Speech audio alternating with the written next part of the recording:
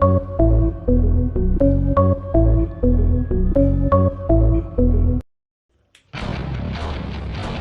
कहानी है 1938 की।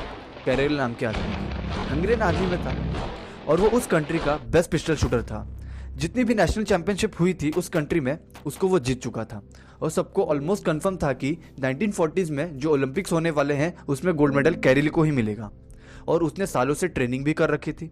उसका एक ही सपना था, एक ही फोकस था कि मुझे अपने इस हैंड को बेस्ट शूटिंग हैंड बनाना है, बेस्ट बनाना है, बेस्ट बनाना है। और वो कामयाब हो गया। उसने बना लिया बेस्ट शूटिंग हैंड।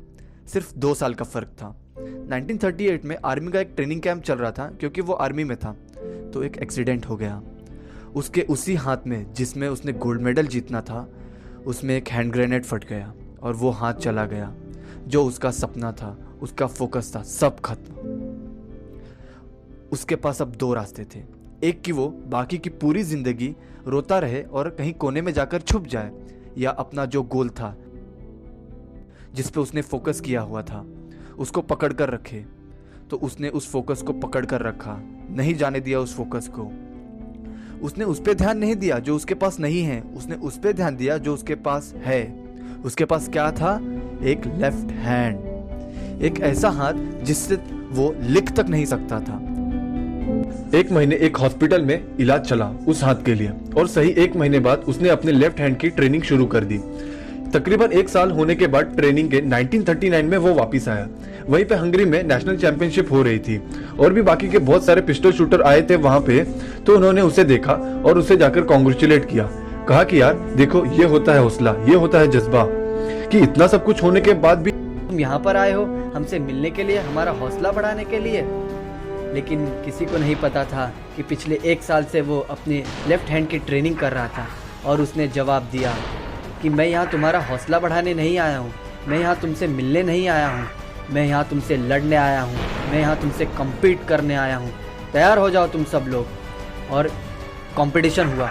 बाकी सब वहाँ पर जितने भी लोग थे कम्पीट कर रहे थे अपने बेस्ट हैंड से, और ये कम्पीट कर रहा था अपनी ओनली हैंड से। कौन जीता? The man with only hand. लेकिन वो यहाँ नहीं रुका। उसका गोल क्लियर था कि मुझे इस हाथ को इस कंट्री का, पूरी दुनिया का बेस्ट शूटिंग हैंड बनाना है। उसने अपना सारा फोकस डाल दिया 1940 में जो ओलंपिक्स होने वाले थे उस पर। लेकिन 1940 के ओलंपिक्स कैंसिल हो गए वर्ल्ड वॉर की वजह से। उसने अपना सारा फोकस कहाँ डाल दिया? अब 1944 में जो ओलंपिक्स होने वाले थे उस पे ऊपर। 1944 में जो ओलंपिक्स होने वाले थे वो भी कैंसिल हो गए वर्ल्ड वॉर की वजह से। सो फिर से कैंसिल। उसने अपना सारा फोकस अब उठा के कहाँ डाल दिया?